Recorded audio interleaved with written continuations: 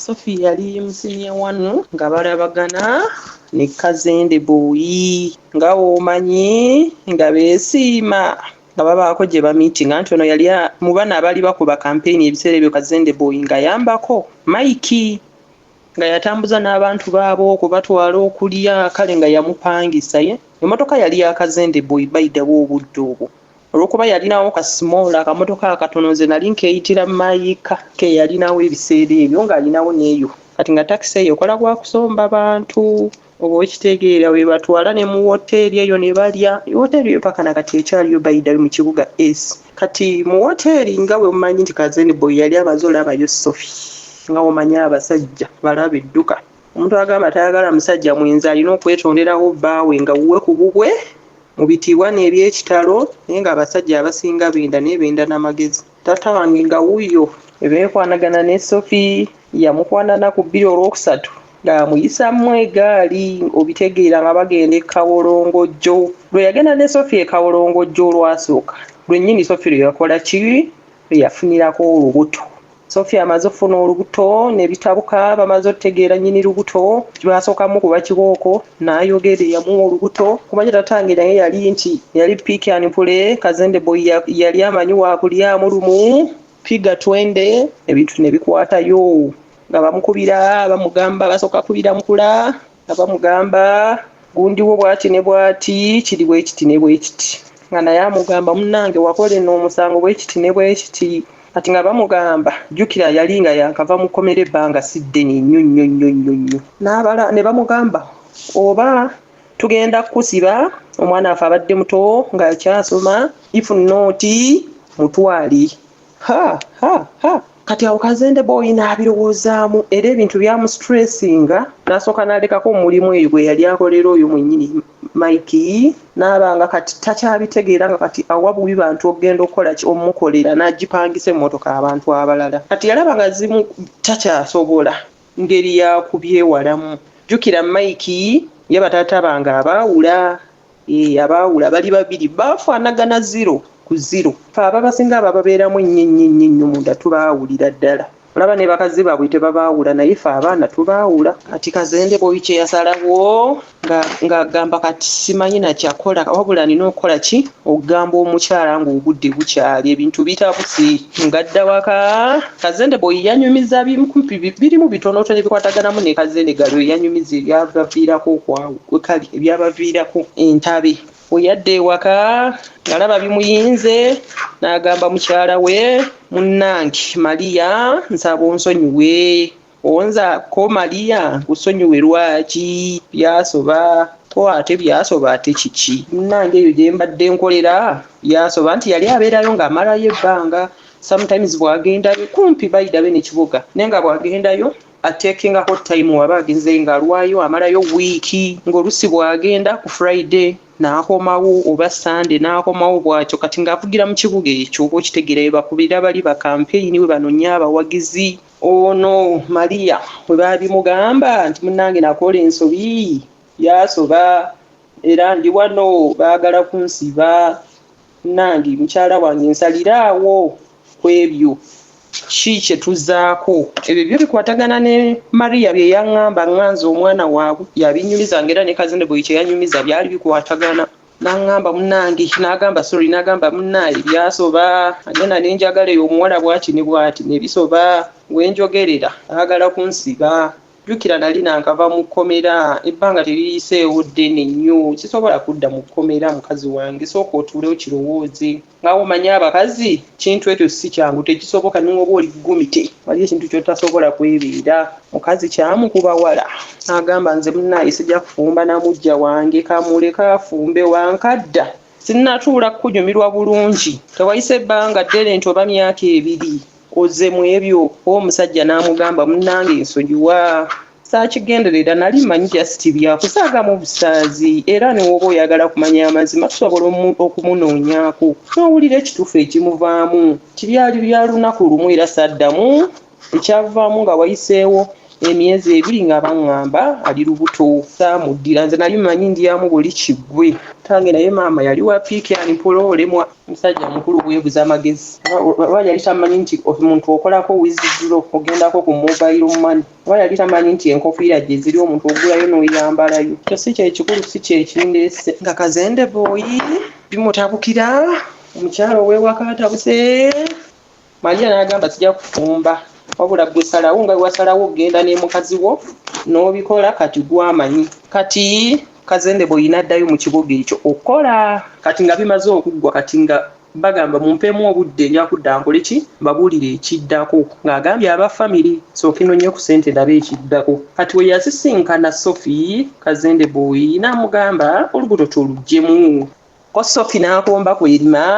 ng'onoonya furniture w'omulembe eyeesigika ate ng'agulikako omusanga ku Aisha Furniture Mart ebbanda twogera ku ntebe dining tables ebitanda center tables sideboards shoe racks furniture w'amafumbiro na buli furniture yenna gwali olowoozezaako ekibajje ky'ekirooto kyo osobola okutusasula mu cash n'okitwala oba okusasula ku kibanja mpola okutuusa lw'okimalayo ng'oteekateeka omukolo gw'okwanjula ng'oyagala otwale furniture akuweesa ekitiibwa tandika kati olugendo lwo ng'okolagana ne Aisha Furniture Mart ebbanda olina furniture wo gw'oyagala okuddaabiriza tumukolako wamma ekibajje kyo ne kidda bujja okumanya ebisingawo basanga ebbanda opposite n'ekipande kya Nabisusa Girls oba yogera ne mama Aisha Najemba ku noti 7.5 nkaga mwemu 94 noti 3 esimu noti 7.5 nkaga mwemu 94 noti 3 Aisha Furniture Mart ebbanda kati we yasisinkana Sophie Kazende Boy n'amugamba olubuto tolugyemu ko Sophie n'akomba kw'erima tinto olubuto sigenda alugjamu mpasa ontwale ate nga n'abafamile bakambwe naye ng'omusajja ateesa ne Sophie tulugyemu nkwegayiridde nina omukyala ewaka lwaki wanjagala ng'omanyi olina omukyala ewaka Sophie mama wa Sophie yali mukyotala nga taata wa Sophie musogga naye ng'ate si musogga original yali munyarwanda kyemba njogera banyarwanda tebunyiiga nze munaye mbyogedde taata wa Sophie yali yefuula omusoga oweeye kamuli naye nga tabangako musoga bajjayo obuzibu omubuuzawo bujja bwabwe gye baava gye byasiibuka ddala tebalina awo si kyekikulu si kyekindeese okumanya gundi yaabwe kati nga tubeerawo ebintu byaffe nga webavanga gy'obeera nange naliwombo nga tubeerawo olemwa sitole nayo sinyangu kunyumya bayiddawo kati nga Kazende Boy addayo atandika era okola emirimu gye yaliko we yakola emirimu gye Kazende gaali obusungu ne bukola ki ne bumulinnya kati ng'ebbuba lirinnye n'alowooza oba kati omusajja alina omuwala ono gwe yawa olubuto oba obitegeera Kazende gaali n'alinnya takisi n'agenda mu kibuga n'atuukayo olw'okuba omwami yali amaze omunnyonnyola buli kimu omuwala gy'abeera gye bamuzaala biki nebyo yamusisinkana oba okitegeera kati Kazende gaali okugendayo Maria yagendayo ng'amanyi gy'alaga ng'omwami yali yamugamba dda ng'amanyi gy'alaga era yatuukira mu wooteeri y'aba Sophie n'abuuza Sophie aliwa lwaki yayagala bba wange nga omanya abakazi nebbuba omukazi yeekalakaasaamu kaawo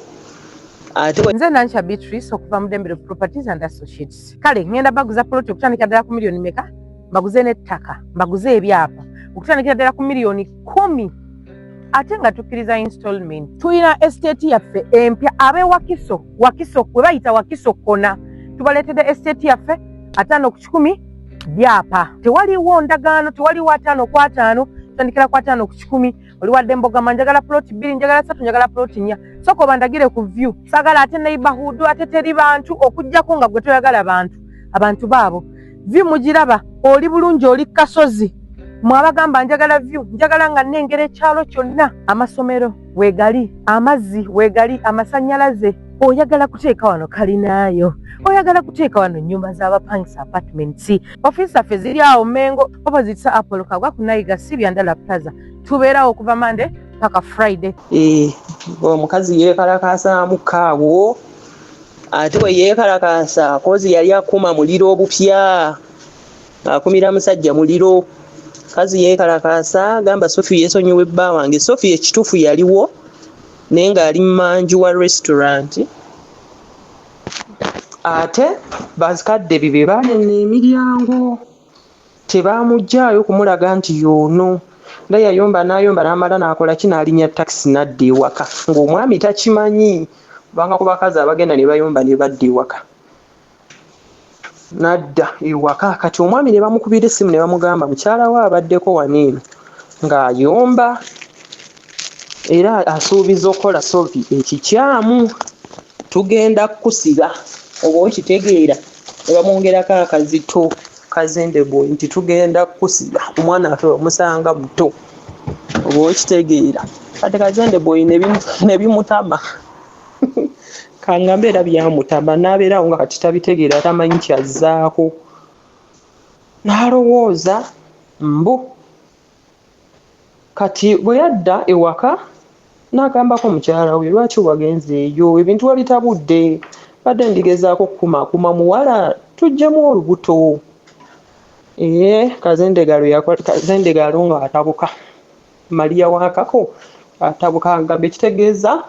oli mu kudifendinga mukazi wo biki nga wobitegeera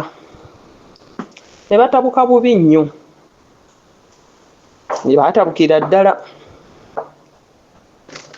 kati omwami n'amala n'addayo ki ku mirimu gye yaliko ng'akola era tewayita kabanga kanene tewamala ne wayita bayitawe ngo tewayita mbu yadde mwezi kati n'aba ng'atandika okukola kati ng'avuga buvuzi taxi ku kkubo direct oba okitegeera ng'avuga taxi direct nga kati takyali bino mbw akolera oli ya campaign ng'oli yamuluma kubanga campaign zaggwa n'okugwa naye nga yamuluma Mike nga yamuwa justice amafuta naye ng'ezaali babi yali amukolera nga teyamusasula nebiggwawo kati yaba nga Kazende boy akolera awe byakukubo straight nga onalaba from Kampala to Masaka webityo akati bwavuga olugendo lwe kati ng'avuga nga agenda yeeri Kazende galo ne bisigala nga bimuluma teyamatira era teyakkiriza nti omusajja byamugamba biki bituufu era nange byesimanyi nti oba byali bituufu omanyi abakazi tuba nebbuba ate kituufu kiruma baawo mwekuumidde emyaka 5 akomyewo addamu ebyo mu kaki kyojo yanze emyaka 5 sizisobola zirindayo bayidawe olaba sekadama wange ensubuga yagendako e Dubai emyaka 2 tejaggwako mundekeze kambiveeko ebyo si kyekindeese kati ng'ababeerawo ne mukazi we nga bw'omanyi agenda bwakola n'addamu awo n'agula taxi endala oba okitegeera yagulamu awo taxi ate endala ey'okubiri ng'alinawo n'ekabuyonjo agezaako otwala mukazi we out mbu era Kazende galo naye yakyogeranga taata we yantwalanga out wooloolo maama awunya taata oba okitegeera mu kibuga ekyo kibuga nga amutwala mu hoteri eyo ennene mu kibuga n'amutwalako wa okumwerabiza naye nga omanyi omukazi bw'abanga anyinyiza aba muliivu nga mulabidduka ebibeerawo awo ebintu byabwe era bwakyanga olunaku olulala nga Kazende bwe yagenda okukola nga bulijjo Kazende galo kye yakola ng'apaakinga bintu bye byonna mu bitiibwa n'ebyekitalo nga tetunnatuuka awo ngiwama yapaakinga ebintu bye kati baamala ne batuddeko emabega baamala ne bayita Kazende boy ne bamutuuza nga amaze okulirako abafamire kyekyo ekigenda mu maaso abafamire ne bamugamba kkiriza kati muwase omuteeka eri engulu onaabeera eno kasitambala okuzaala osobola omwesonyiwa yadde nga tolinnyayo ekyomukazi okumuwasa n'oba nga togendayo wuwe ng'omuwa buwi buyambi ate nga bw'ali akyali omwana omuto kijja mmunyiwa ajja kgenda oba nedda ojja mmukwatira mu bwenzi ofune okole ki ofune engeri gy'omwejjako nga bwe baatula mu mitingi zaabwe eza famire memba bafamire ba Kazende boy nga bbaawe nga omanyi omusajja nga gy'anyumiza akaani Maria ti munnange tutudde mu meeting kino na kino ekibadde mu meeting Maria n'atabuka n'agamba tekisoboka tekijja kusoboka nze sifumba na mujja wange sifumba na mujja wange oba okitegeera atabuka n'aluma ogw'engulu Kasene Boy ne bimutabula era tewaayita yadde ennaku 3 nga bali bamaze otegeka nti kati bagende bamuwase bamupangisize eri engulu tewaayita nnaku 3 nga babawaddeyo zaali myezi 2 okuwasa Magundi Sophie ne babasaba n'emitwalo nabayida b'emitwalo 4 za 2001 awo zaali sente nnyingi nno zaali sente nnyingi mu bitiibwana nga mama wange taata agenza okukola Kazende Boy agenza okukola nga mami apanga ebintu bye mu bitiibwana eby'ekitalo nga asimba parking ebintu bye byonna kati awo nvuzeemuko bavuze supiidi mami yamala n'azaala baidawe yazaala ng'ono omukazi era olubuto lw'endowooza lwali nalwo lukuze yazaalira ewaka awo yazaalira sisita wange ewaka awo yazaala sisita wange yazaala 2002 I think 2002 nazaala sisita wange oyanzirako era Kazende Boy yasanyuka nnyo n'agamba Katonda nnyambye kati nina abaana abawala 2 n'abalenzi 2 sirina kye neetaaga naye ng'akyamuliko ng'amugamba munnange oli tulina omuwasa abeera eyo oba okitegeera Kazende bwe yazaala omwana yamala mwezi gumu Kazende Gaalo ng'akola ki ng'apaakinga ebintu bye mbadde mbayisemu bavuzemu supiidi nga Kazende Gaalo apaakinga ebintu bye ng'agenda ewaabwe era mu bye yapaakinga buli kimu ekikke buli kimu Kazende Gaalo ng'agenda nze yandekawo ewaka mu ggenda nze yandekawo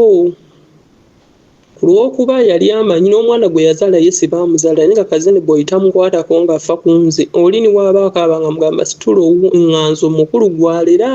era nze gwe yali asinga okufaako ennyo nga ono anzirako nga Kazende Boy tamufaako nnyo kale yasanyuka nga bamuzadde naye teyamwagala nnyo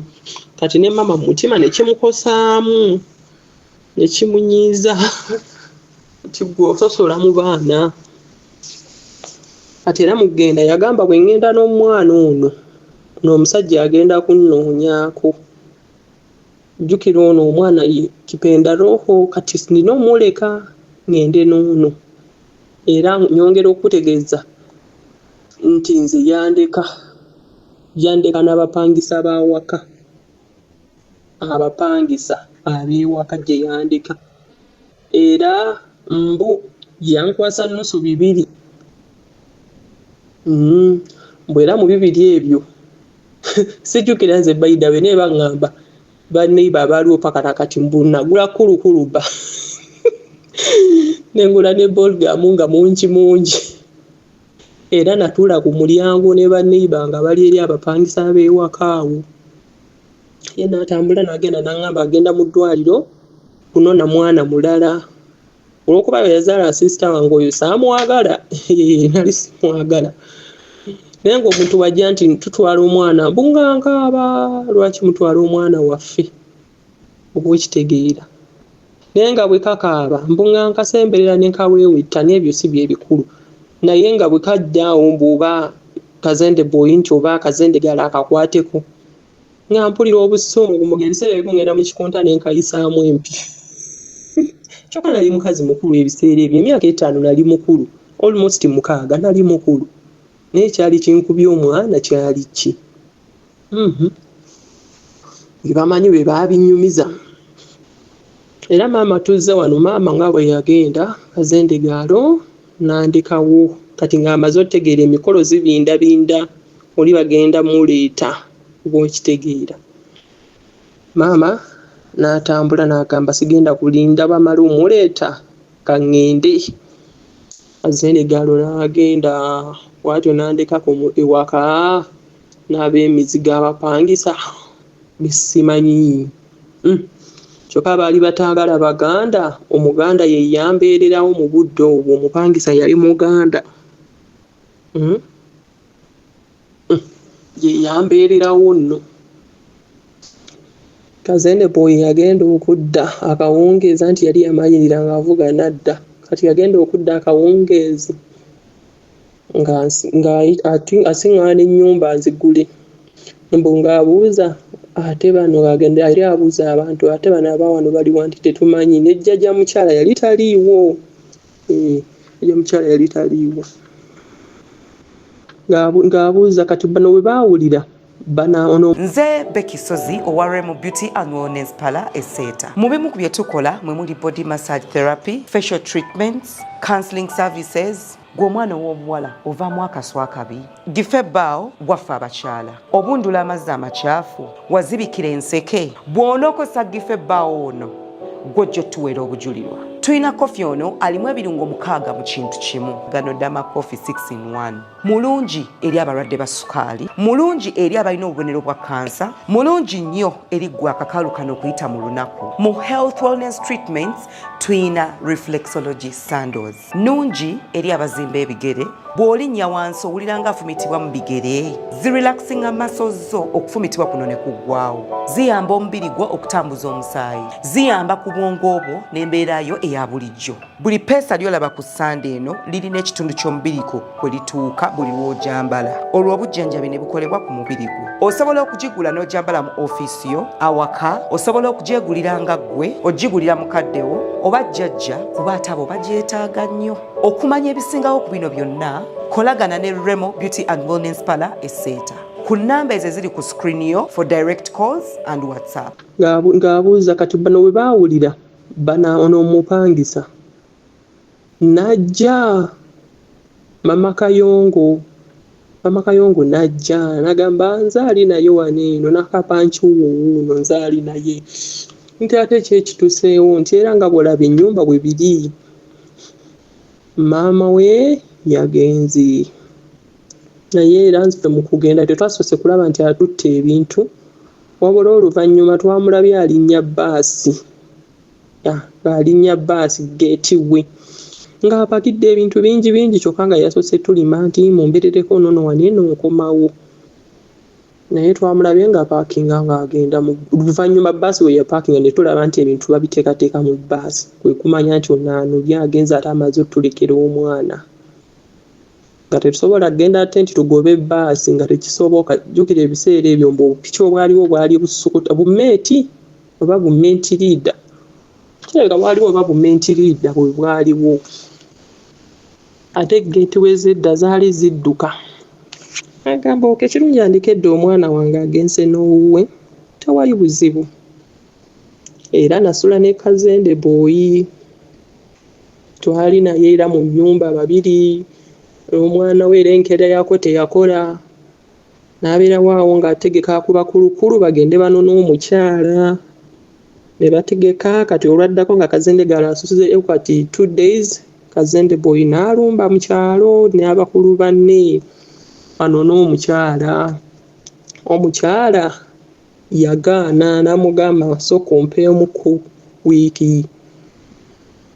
Era n'alinda wiiki neggwaako. Kazende boyi era n'alikwata ekkubo. Ojjukira okuva mu kibuga mutuuka abamama gye babazaala wala. Nga bw'owulira nti wala.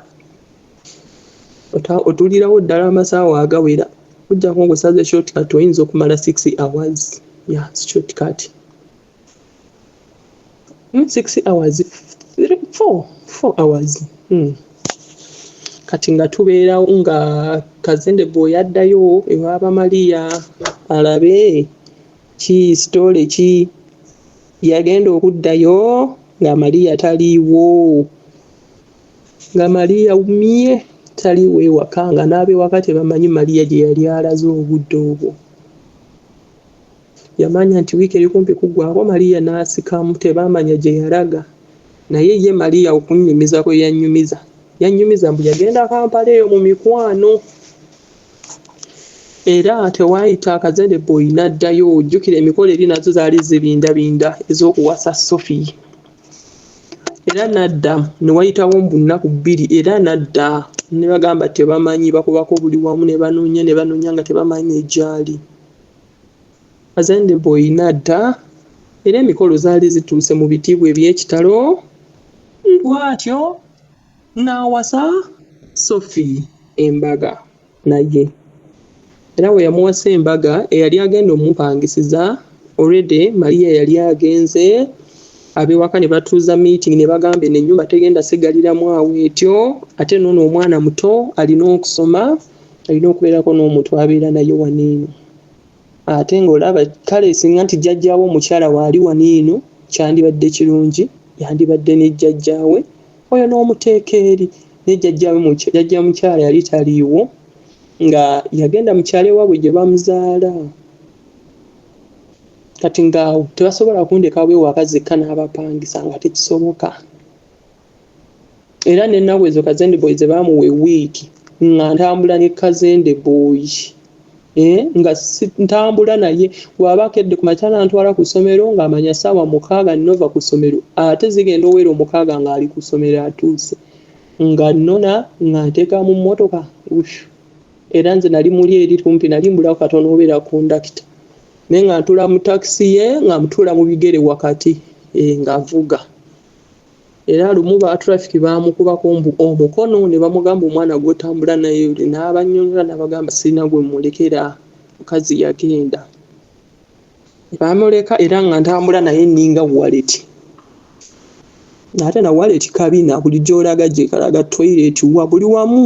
nga tandeka era bwe yatuuka okuwasa mukazi we ng'emikolo zituuse era nze yatuula mu y'abagole mu bitiibwa eby'ekitalo ne mukudda nga nze wali emperekezi mu kitu ekinene ogwo omukolo gwo ngujjukira baydawe nzijjukirayo bye nalyayo baydawe ebyo mbijjukira nga tuvaayo ku mukolo ng'aleeta mukazi we waka Maria gye yava era tenti gye zaasiba ng'amuleeta waka nga tutuula era ku olwo olunaku lw'embaga nnyongera okutegeeza lwondujjukira nasula ne Kazende Boy ku buliri bumu ne mukazi we naye sirikulimenti nina kye nalaba oba kye mmanyi sirina awo mba mbalimbye oba nali kikoowu ku mikolo neebaka sirina kye nawulira sirina kye nalaba era nkozi otuuka wano tubireke nembeerawo era nasulanga nabo ku buliri ndowooza ebbanga eyayitawoko katono oyo omukyala tuli awo tukyagenderera omukyala n'azaala yazaala omwana nga mufu mulenzi mu 2002 yennyini eyo mwana yazaala mufu batandika okwogera oba Maria ye yamuloga abeewaabwe nga beeboogera nti oba Maria ye yamuloga bw'ololwa nti teyazaala balenzi yazaala bawala woolololo Kazende Boy ng'era mu biseera ebyo mbwe ebyaliwo Kazende Boy still asigala defendinga mukazi we naye ng'era agenda n'amunonyaako yadde yalina Maria eno ng'agendayo Kazende Galo we yawulira nti ono yazaala omwana n'afa gyali amutuukako mpuna ebimuluma n'omukolo gwamuluma naye nga bamugamba ddayo wabbaawo ye wapi kati twali wayiseewo akaseera nga wayiseewo akaseera tutambuddeko ebyange sitole yange yo mwagiwulira awo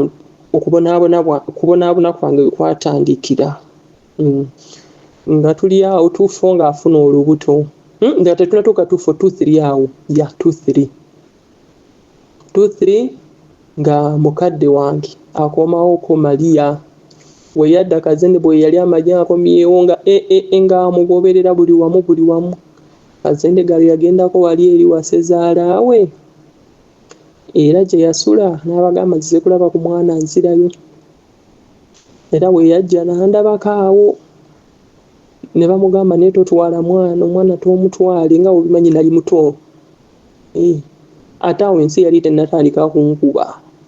nga sinatandika kulaba nsi naye Sophie yayomba nayombesa omusajja lwaki omukazi azze obwedde omutambulirako wolololo ate awo Sophie yali afunye olubuto olulala mu 2-3 ng'afunye olubuto olulala ne tubeerawo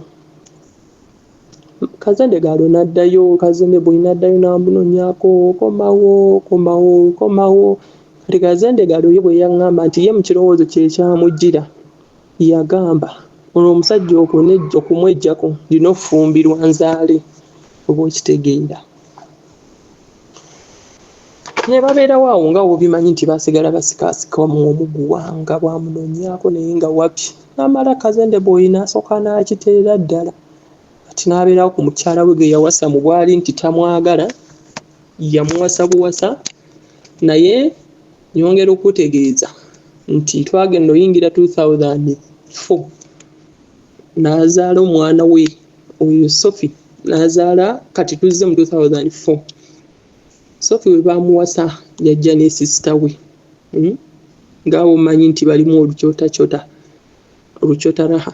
bakyota raha bazunga bakyala ate tebakyalukuka kabankubi mpwedde Sophie ng'ajja famire ze nga zijja waka buli saawa ate tata wange Kazende oyo si mwangu nga wuyo nga Kazende Boy sister wa Sophie amuddako kamuyite Shanita oba ekitegeera Shanita amuyise Shanita nga sister wa Sophie amuddirako ddala ku Sophie nti bamuyikale ye kamuyite Shanita nga Shanita ng'ajjanga awo naye era yali muwala akuzeekuzeemu oba okitegeera kati ono we yali afunye olubuto Sophie we yafuna olubuto olw'omwana we oyo Lukaya we yafuna olubuto olwa Lukaya kati nga takyayagala kutambula jjukira tatange ye muntu wakutwala bakazi be out kati nga takyasobola kutwala nga kati omukazi takyayagala genda out kati nga amugamba nga omanyi nti abalimu olukyota rahulu nga mugamba genda ne sister wange oba mulina kye mugenda okugula bw'oba otwala nze ne bwe sigenda genda nabo oba ekitegeera Kazende Boy we yatwala nga Shanita ng'abeetwalira ddala paka Kawolongojjo ng'alya Shanita sister wa mukazi we nti adda ku Sophie nga beerya mu bitiibwa n'ebyekitalo ono ali lubuto omuntu oyo eyakoma mu sini ey'okuna njagala tusenvule tubeeko omuwendo gwe tumugattako okuva ku bbaluwa eya sini ey'okuna kubanga wo wagenda okugiraga ng'alina bargaining power nti olw'obukugu bwe nnina mu kino ng'agamba nti olw'okuba namala sini ya 4 sisobola kukolera ssente ezo. Is that enough? Not at all. Kyetuva twagala omwana oyo tumugatteko omuwendo akoleyo certificate mu early childhood development kitegeeza nti ajja kuba omusomesa asobola okusomesa nga mukugu ayise mu batendesa abakugu okusoma kwe nga kugezeseddwa Makerere University agenda okusaba omulimu ng'alina omuwendo omwana mujje ku level eyo mukama amuyambe ng'alina a certificate kwatandikira jana presenting awantu mukama n'agiwerako omukisa buli lugi lwakonkona nga gulirwa kubanga alina omuwendo ku ye n'afuna certificate mu early childhood development ne bannaffe aba Comprehensive Educational Institute ekireka. Wandyagadde okumanya ebisingawo ogenda kubanga oyogera ne Dr. Sarah Walusimbi okugezesebwa okukakasibwa kwonna kutunuulirwa Makerere University. Dr. Sarah Walusimbi akulindiridde nga bwalaba ku screen munoonyeeko mwogere ebisingawo otandika ddi biki by'otandika nabyo ng'oyogedde ne Dr. Sarah Walusimbi ku WhatsApp mukubire direct calls omusinkana ekireka okuliraana Kireka Hill Infant Day and Boarding Primary School. Nga beerya mu bitiibwa n'ebyekitalo ono ali lubuto ali kumpi kuzaala n'oli naye ali eri era nnyongera okutegeeza twayingira 2004 nga Kazende Boy nga Sophie yazaala mu gwokutaano sister wa muddaho n'azaala mu gw'ekkumi yazaala mu gw'ekkumi oba ekitegeera Shanita n'azaala mu gw'ekkumi kati Shanita we yafuna olubuto baamubuuza Shanita olubuto lwani n'abalimba oba ekitegeera n'abalimba nti olubuto lwa gundi naye ng'ate lwali lwani Kazende Boy ne babeerawo awo naye nga bw'omanyi engambo bwe zitambula ate Kazende Boy wange alina olugambo maama oli lumwokya maama ya olugambo gwamanyi alwogera kati Kazende boy ne babeera waawo ebintu ne bitandika okubanga bitambula oli yazaala. Kati ekituufu kyonna kyamala ne kikola ki ne kivaayo abazadde ne bakitegeera nti Shanita yazaala mu Bawaani wa Sophie. Ate nga Kazende boy mugumu bitya aligumite bitya tayagala kumanya nga ate yewaana n'okwewaana oli omusajja mulabe edduba mama nnyabo olimwa ne bibeera waawo ne bitabukatabuka nga babinyiga oba okitegeera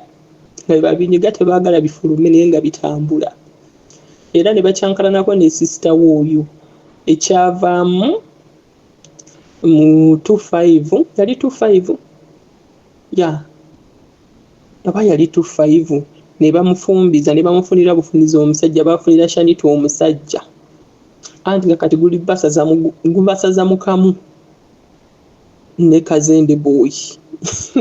olowooza Shanita tebamufunira musajja n'agenda n'afumbirwa yafumbirwa musajja muganda wa Mamba. Shanita bw'ati agenda ng'ono kati Sophie afuna ku buweerero obw'ekitegeera naye ng'ate awo wonna ekyali awo nyongera okutegeeza nti Kazende boy mbu saali mbu ennyumba eyafa nti nnene kati nga womanyi abo abakyotaraha basuza abagenyi baabwe mu kisenge kimu nabo ewaka tulina ebisenge byaffe eby'abagenyi ekyabo abakulu oba okitegeera neeno mubbali oludda lw'abalenzi naye nga nyongera okutegeeza nga bali bagamba sisi tunaogopa giza tutakulala huko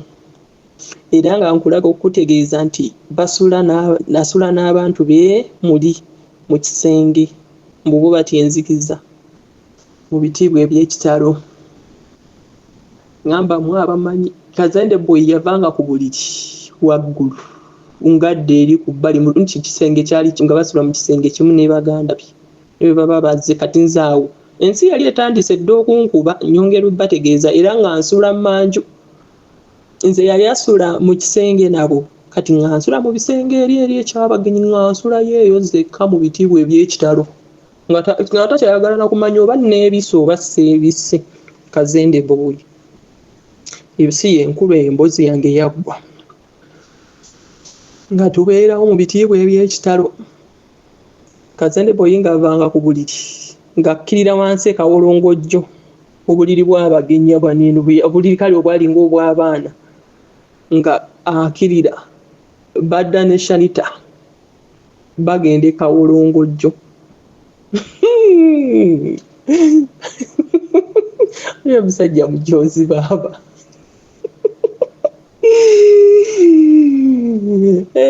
nga bafumita empere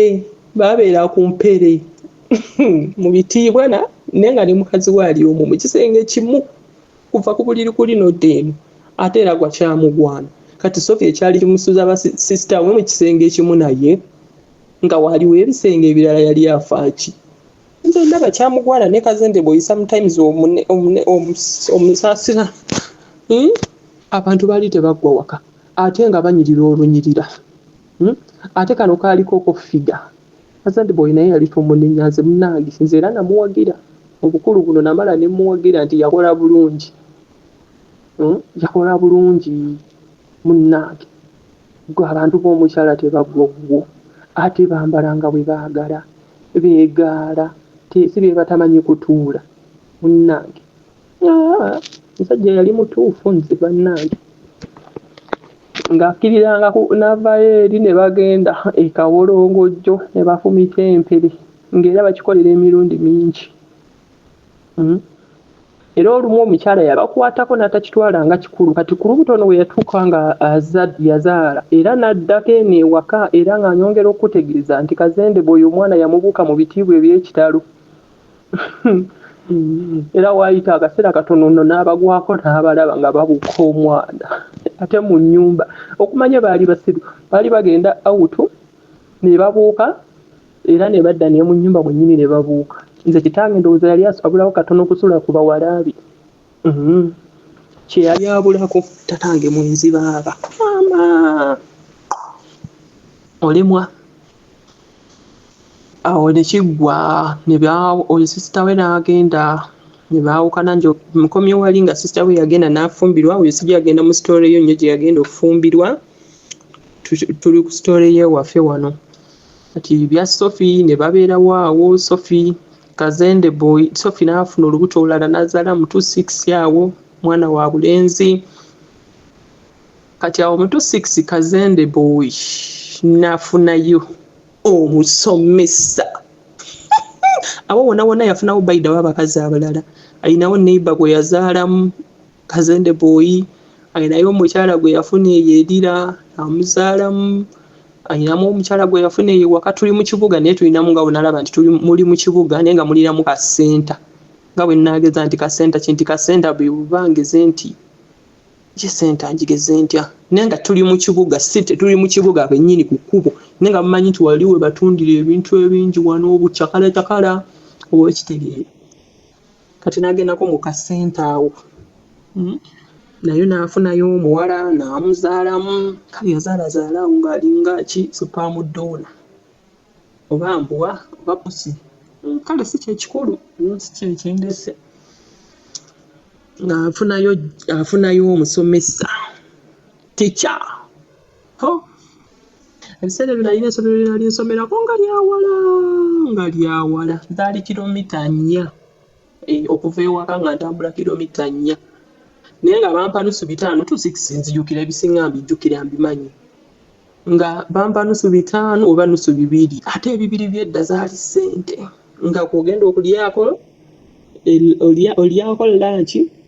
n'olyako n'eggundi era mu 26 awo nze ekyandeetera okusoma empola bankyusanga nnyo amasomero jjukirawo wona wakati awo embeera yanyigamu nnyo sitori yange sigigendemu nnyo nakyusibwanga nnyo amasomero luno senga n'akutwalako oba otebenkedde oli kusoma bulungi Kazende boy n'akunona mwana wange mukomyewo n'odda ku mbooko kale biwanvu ebyange kati awo sijja kugendawo ne 26 njijjukira ng'afuna omusomesa madamu kamuyite madamu sijja kumwogera linnya ng'afuna omusomesa oyo omusomesa banaye nze sobola kale fumbirwa omusajja mugisu sigambye nti babi sirinaako buzibu na mugisu just nze saagala bwagazi ku dating abasajja mugisu kyannema ng'afuna omusomesa gwe yafuna oyo yali mugisu musomesa oyo yali mukyala mulungi kale mwagala paka leero luno naye simanyi lwaki sobola kwagala bagisu naye ng'ate yali mukyala mulungi ng'afuna omusomesa madamu kati madamu gwe yafuna essomero eryali asomesako lyali kumpi n'ewaka kutambulawo kuwunya kumpi ddala oba kiringa ku paaka enkadde ku paaka empya oba nawala kumpi kale kyemba ngamba kumpi ng'era mbeera ewaka nsobola olingiza ku ssomero nga kwasomesa yali asomesa government school yafuna omusomesa oyo omusomesa yali mukyala mufumbo era bbaawe yali munamagye naye nga be bana abatera okugenda e Somalia ebiseera ebyo tubeerawo n'akwana omusomesa omukwano ne gutijja sinze yakulabira Sophie nga yeegomba okwekutulamu lwa musomesa omusomesa madamu yalumya Sophie omutwe mama kati Kazende boy essomero lye nali nsomerako eryewala n'alinzijjako nga guweddeko kati 2007 7 nasomero era yennyini eyo ne 2008 nemba nga nkyasomero eri ku ssomero eryewala kati 2009 nanzijjayo ng'era obudde obwo bwonna ng'ali n'omusomesa naye ng'omusomesa kyakola Sophie mama ate nga yali mufumbo omusomesa ekyavaamu omusomesa nga yasalawo omwana mukyeyi omwana mured how do you see bannange ne banzijayo ku ssomero lye naliko eryewala ne bantera ku lino ery'okumumwa n'ennyindo 29 9 gujja bagira omusomesa bwawo wona sinatuuka mu 9 awo mu 8 yafuna olubuto n'azaala bebigaalo mu bitiibwe by'ekitalo yali 8 yali 7 yazifuna 7 nazaala 9 7 ya 7 nazaala 8 ng'etandiika omwana w'omuwala omwana ne bamuleeta ewaka omutuuma amannya twalina we yali atuuma amannya ewaka ewaffe eyo ne bamuleeta omutuuma amannya Sophie Kataakutukemu awo naafa jjukira yali afudde n'addamu naffa naye ng'omukwano oguli wali naye nga bannange Sophie si yali ampisa obubi Sophie yali ampisa bubi Sophie yandoopanga n'ekitali namu n'oba ng'omwana apamye bupami n'otajjaawo kadingo Kazende Boy n'amusangawo akubanzi nti waliyo ekyo beetaaga abaana n'oba nga tokikoze nze naye ate yannyamba mu kumbonereza kwe yambonereza nze sandimazeeko obuwala bweno ate ng'abaana be tebakisobola obudde buno omuwala mukulu naye talina kyasobola yannyamba ndowooza singa nali nakula ne Maria sandibikoze Maria wamu ne Kazende Boy sandibikoze ku lw'okuba nze nali muntu gwe baali batijjise baamuzaako munne jjukira Kazende Boy awo yamala n'atandika okwavuwalamuko baleeta omwana ne bamuwa erinnya ne bamutuuma erinnya ne baddayo ne tubeerawo nga tukyakakkalabya emirimu zaffe mu bitiibwa eby'ekitalo Kazende Boy mukazi we yali oyo madamu gwe yafuna yali asomesa ku primary school ne tubeerawo mu bitiibwa eby'ekitalo afunye mukazi we kati amutongodde tata n'atunda emmotoka esooka Kazende Boy yatonda emmotoka bw'olaba oyo takisi yeemu yagenda yavuwala mpola bayitawo n'agula ettaka n'azimba ow'ekitegeera yazimbira ddala amaka amanene nga galimu n'ekikomera naye okumanya nti omwezi w'omusiru buli kimu yakiteeka mu mannya ga mukyala oli omukazi omugisu kye yamukola ye baaba olabidduka ng'amuzimbira amaka ge ate jjukira n'omwami omukyala ono yali alina omwami we nga bwe nali mbagambye nti omwami we waki w'amagye ng'omukyala bbaawe ajjanga mu kusooka baali mu kazigo naye ng'akazigo bakasasula babiri bbaawe mwennyini ne Kazende Boy ate Kazende Boy n'abanga kati ate yaspendinga nnyo oba okitegeera ekintu ekyo maama y'omugagga w'okukyala ate twogere ki olemwa omukyala oyo madamu yali abeerawo n'abaana b'omwami ng'abeerawo n'abaana b'omwami ebintu ebitandika otambula omusajja n'awoningako Kazende Boy n'amugamba nze nja kukuba amakasasi mbira ku mukyala bintu byali bingi awo ng'awoninga naye nga Kazende Boy awulira ng'alowooza kimuwa embalu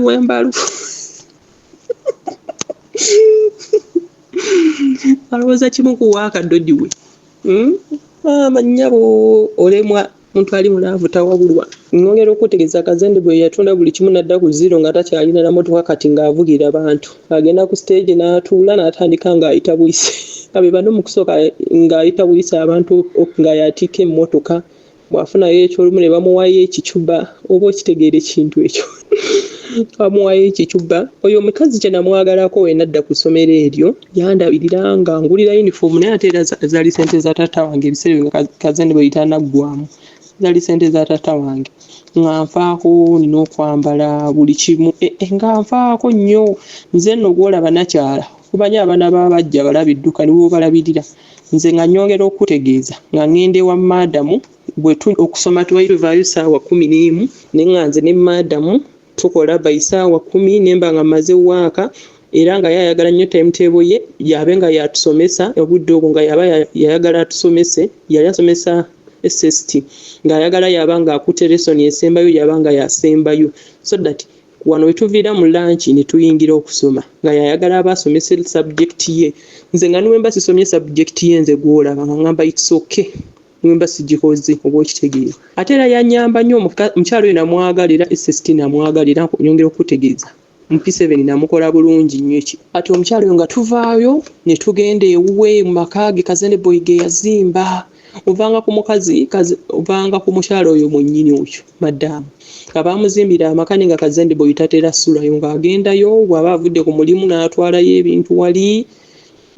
buli kimu mata buli kimu n'amala n'akola ki nadda ewaka eno nga tatera ssulayo at least abeerayo paka 11 nadda ewaka Kazende Boy wange yali mujoozi baaba yajooga Sophie n'akamala Sophie yatambula mu basawo b'ekinnansi Sophie yafuuwa emmindi nyongera okutegeeza oyo mukyala yali abawo katono okunjigiriza fuuwa mmindi kaŋŋamba era nagigezaako lumu nebinnema nebinkuba nempulira kamunguluze saabiddako naye maama muto wange oyo gwe yazaala oli omwana baaba mulaba edduka ayinza ojja kuwutira nodda ne kati naye nze byannema oba bwongo bunafu ate omwenge ngunywa naye emmindi yannema yannema emmindi okujinjigiriza sitole nayo walala nnyo we yanjigiriza emmindi eyo okujja ogiyiga ati nga tubeerawo agenda ngewa madamu ne muyambako emirimu ng'amaka matiribona ng'oyinza olowooza amaka ga minisita alla ng'amaka matiribona nga ngenda yeeyo nendya kati jjukira kazande bwe yali atandise okuggwamu kati nga ngenda yeeyo ewa madamu ebuwe nendya nenywa buli kimu mbaayo oluusi nampa neku bugoye obugoye obuliko jjukira awo nali ntandise okula tunaini awo nga nkuze tuteni nkuze naye nga nze wa madamu siggwayo nga ngendayo naye okumanya nali mujoozi nga ngende wa madamu nenvala essaawa emu oba bbiri nenkomawo ewaka ez'ekiro ng'amasowaani ganinze buli kimu kinninze bwambuza ovaawa nga nsirika nga simuddamu Sophie kati nga Sophie alinda kazende boy amugamba omwana we teyabaddewo wano biki kirabika yatandika abasajja naye nyongera okutegeeza nze mu 2009-10 nali simanyi basajja nali nkyalina mwana muto nga n'amabeere tegannamera ku kifuba kati kumbe madamu yali yamugambye dda nti awo omwana weddandiko naye eno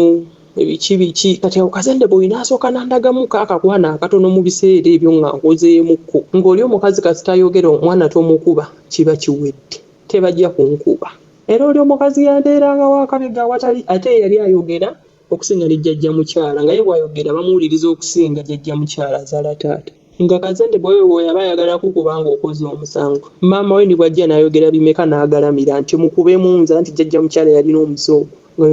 oba sikoze musango oba kinga omanya abasajja nabo bazibu abawasizza abakazi abalala oba baalingako mindi simunenya naye ebiseera ebimu nga jjajja mukyala ajja n'agalamira awo nfa ky'okuba omwana mukubemu nze biki nga kazende boy yawanika kibooka ayagala akube nnyina naye ng'oli omukyala bw'ayogera madamu kyayogedde ku nze nga bwe kiba oli omukyala baaba simanyi ndiddayo omulambuule nako yatuzaalira abaana 3 sitole ye naye eriawo yazaala yawo abaana 3 naye bagamba si baffe ebiki be bamanyi tuli bakebeza ne tubeerawo awo kati nyongera okutegeeza nga tuzzeemu kaawo mu 28 Sophie yafuna olubuto lwe yafuna olwo lwa taata muto adda ku taata wange nti balongo n'afuna olubuto lwa taata muto lwe yafuna nga beerya nga bagenda ekawolongojjo mu bitiibwa eby'ekitalo anti taata ebiseera ebisinga nga yabimalira waani wa madamu era nze mbijjukira bulungi ebintu ebyo n'engeri taata muto bwe yajjanga nga nze nali njagala capati abangamba genda okugula ecapati ezo capati ezo ezaali ezosuula mu butto bazaaliza nnusu 3 oba 2 sijjukira nga ayinza okuwa ennusu 2,000 genda ogule alla nogenda nga winawe n'obuukabuuka ate zaalinga za layini ati ndowooza obwo bwe budde bwe bafunanga ne bagenda ekawologojjo naye wali olwe najja ne mbasiŋŋaanako lumu naye si kyekikulu ne beefulanga batabiriiko ennyo ab'ennywegera baba bali bamanyi nze ndi musiru nze manyi taata wange mumanyi n'oli naye mumanyi oba kati yayalowooza nze ndi musiru ati ngono ye kambwaza lwaki otuddeyo nnyo ne mutonuwulira ne ngamba laba bino jjukira ebintu by'okwefica nali mbiwulira nga mbitegeera nga nali nabirabako ku CD emu gye baaleetewaka awo sisita we oyo Sophie kati twalinawo DVD nga yateekamuko lumu naye mbiraba engeri gye babikola nagigwako nange ne ŋŋamba eno gundi gye bakwekagweka yaki erina mugaso ki nga omanya abaana omwana ekintu ky'okweka ennyo ate kyasinga ayagala alabe kiki ekyo kye bakweka ye kiki ennyo ngera okutegeeza nali nagiraba CD nga mmanyi n'ebibeeramu buli kimu si kikulu tezera mutunuulira ne gamba kati bano balowooza nti oba nze ndi musiru oba simanyi nti ono ye taata omuto oliri owange si y'ono nze mbamanyi niwaaba ng'ali mu mayiro eri ng'ali wala ng'ajja mutegeera nti ono y'owange naye abasinga tebabaawula ate ng'era kizibu baawula bonna sayizi emu mizigo bonna balina emizigo mu mannyo kati tolina osobola baawulira ne tubeerawo awo mu bitiibwa eby'ekitalo ya mu biseera ebyo byennyini taata muto yawa Sophie olubuto mugambe nti yamuwa olubuto ng'apika Sophie olubuto naye nga eri madam gyali ng'era ngenda ngewa madamu nengendayo nenkomawo kiro ng'ate kati awo nga sikyagambwako nga ntandisonyirira ntandise okutta ku busapatu banaye nga nkutta sapatu ya Umoja. Allah sinze yali tayagala na kuwoza bukali munda banaye nali nkutta sapatu naye yasi yalingako ziti bono kubali nga nalina akasapatu kali ka red nga kalimu wakati white olusitale ruti banaye nga nyinza okakuta akasitala akondekanyirira nga ntambula nga ningaze naze natambulira mu banka nze nina obugere bwange bulungi simera nkyakya naate zandimeredde wanga twayiti tulima ati mukukuta obusapatu obungera obayo n'obukulaba abakwana bankwana baliyo awo mu 910 baliyo nga bankwana tudde ku Sophie ng'afuna olubuto lwa taata muto gamba nti olubuto lwa taata muto afuna olubuto lwa taata muto olw'abaana abalongo mu bitiibwana tujja wetukomye nga kajjampuni abalagadde mu bbwa mwana ow'obuwala Sophie yafumbirwa Kazende boy kakati bitabuse ayina olubuto naye omwana ate wa mulamu we. Waliwo katemba ayinza okujja mu famire okujjako nga musazeewo ne mubaako engeri gye mutuula ekintu ekyo ne mukigonjoola ne muba ne mukinogera eddagala. Waliwo ebizeezeze ebiyinza okuyingirira famire ne bigenda okuva ku mulembe ogumu okudda ku mulembe omulala era nga bw'okitresinga ng'agayisayisa ago agabeerabeera ago nga gayina engeri gye gajja gayingiramu mpola ne gajja nga ganywezebwa kuva ku mwana omu kudda ku mulala jjajja batabani bazzukulu ne kigenda nga kikula. Kyovulaba nti onyumya ebintu olina agamba oyo alinga jjajjawe gundi omwana atutte embeera za kitaawe gundi omwana ono yamalayo ssenga we Nakakembo oyo ye Nakakembo yennyini nga tekiba kyakwenyumiriza naye eriyo famire nga okujjako nga mutudde ne mugamba abaaye kati mutandika okuwulira ebintu ebyatandika ng'ebyokusaaga bano beezaalamu n'olowooza nti ekyo ekintu kyafubutukawa bigenda bikula ng'okwesiruwaza okukola ki kwesiruwaza kigambo ekirala kimbuze kibadde nga kukabawala. I don't think ekigambo ekituva otuulawo gye bali naye okuzanyiikiriza okwo ne kugenda nga kukula ne kifuuka ekya bulijjo mu famire eyo. Kale nno kyansonga gwe okutunuulira generation eyiyo gy'ogenda okuteekawo otunuulire generation mwosibuka ne generation mwosibuka gye yasibuka baako by'osiima ogambe nti bino ngenda kubitwala ng'ebyokulabirako mu famire Mukama gy'alimpa ne bino ngenda kubanga mbireka wa kitange nabeera ku bukojja bino ngenda bireka ku bukojja nabeera na jjajja bino bigenda kusigala wa jjajja nabeere wa ssenga bino bigenda kusigala wa ssenga okujjako nga bwe kiba nga tekiri bwe kityo senga avuddemu ngazzeemu tugenda history ye repeatinga. But now I want you to imagine which kind of a family eyo bwetyo ey'okubanga omukyala azadde mu basajja babiri nga baluganda ate era naffe abasajja bwetu bwe tujja tugwegwenyuka era n'osanga okukakana omusajja ng'era omu yate tobiwulidde kakati ogenza okukiraba okuwolera eggwanga revenge neefuuka revenge. Omwana ow'obuwala yaleeta muganda wawaka omusajja amuzaddemu kakati omwana owuya kye bayita equalizer beekubye equalizer. Sophie omusajja amuzaddemu n'azaala ne mutowe ko Sophie osaaga nga bwe nnakuzaalamu ngenda kuzaala mu muganda wo ate mbadde na story gye nsirikidde naye njagala ngireete naye eve mu ddiiro oyinza obutakikkiriza bw'onoogiwulira omwana ow'obuwala yasalawo n'akola revenge ku musajja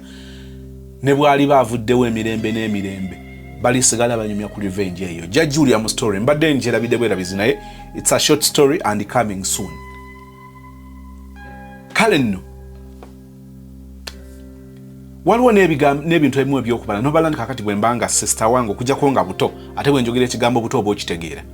kujjako nga buto waliwo byogattagatta nokakati bwe nzaala mu muganda wange bwe nzaala mu mulamu wange kino kigenda kuba kitya tugenda twesiruwaza n'ebintu ebimu ng'ogwana okutuula you sit back and calculate era bw'ozuula nti ekintu wakigwamu wayagala okuyitako baabawo waayita naawe weewulire nga bw'oweramu akamooli n'eddirisa oba omusajja yakusikiriza kubanga naffe tuba tetutuula abeeraawo nga buli kyalaba mu nnyumba nga kitonde kikazi ayagala akiyitemu buyisi bagobe emizimu ne bwabeeramu ak'okuddamu ak'obuntu oli asobola okugatta n'agamba no it doesn't make sense tekikola sense n'akatono era n'abanga kimugwanira oba oliawo okukola ekiteekeddwa okukolebwa. Waliwo abantu abamu bogamba maama omusajja ono oba omukazi ono yamukola ki naye mulowooza bonna baba babaloga oba aba yamukwata watuufu waliwo omukazi musajja gwasinkana naggwamu n'atandika okwesirwaza n'akolera ddala ebyekisero naye nga ye tebimulidde. Kakati ogenda okukakana omusajja n'abanga mu bulamu yayavuwala kubanga am imagining omukazi omusanze alina omusajja we omusajja akutiisizatiisizaako ogenze maaso omuzimbidde byokoze obimuteeredde mu mannya ge kakati bwe bukyenkyanga gwe wasigula nawe bamukusiguddeko kugamba ne tubeerewo nga mazzi kukulukutira gye gaali gakulukutidde. Omulamu omukulu ogwa story eno sister agamba nti ŋŋenda kutwala mange n'ekitange bakole DNA njagala okukakasa ono ye maama ono ye taata oba ndi mu famire enkyamu. Tuli mu kuwuliriza story eno mpola mpola ne ku nkomero ya byonna tugenda kubanga tuwunzika tutegedde lwaki agamba okutwala maama we ne taata we ku DNA. Tuwulidde ekifaananyi nga tuwulira nga sister ono eyazaalwa omukyotala ne kazende boy.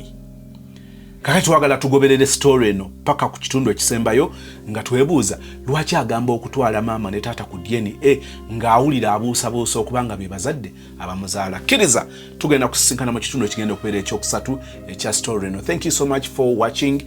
Ramadan Karim eri bannaffe abayisiraamu assalamu alaikum wa rahmatullahi wa barakatuh. To the Christians erinnya lya mukama waffe lyebazibwe emirembe gya Katonda gikubeere nange gyembeere mu linnya erya Yesu and we all say Amen. Njogera eri gwe yakola senior 4 n'ofunayo ka certificate mu early childhood development kakati twagala okukusenvulako obeera omusomesa asukkakaawo nga tukutwala ku level eya diploma. Njogera ku lugendo olw'obuwanguzi wootuuka n'ogamba nti kati nina diploma mu early childhood education. Diploma eno oli waakugikwatako ng'oyise mu Comprehensive Educational Institute ekireka okuliraana Kireka Hill Infant Day and Boarding Primary School. Okumanya ebisingawo ku nsonga zonna.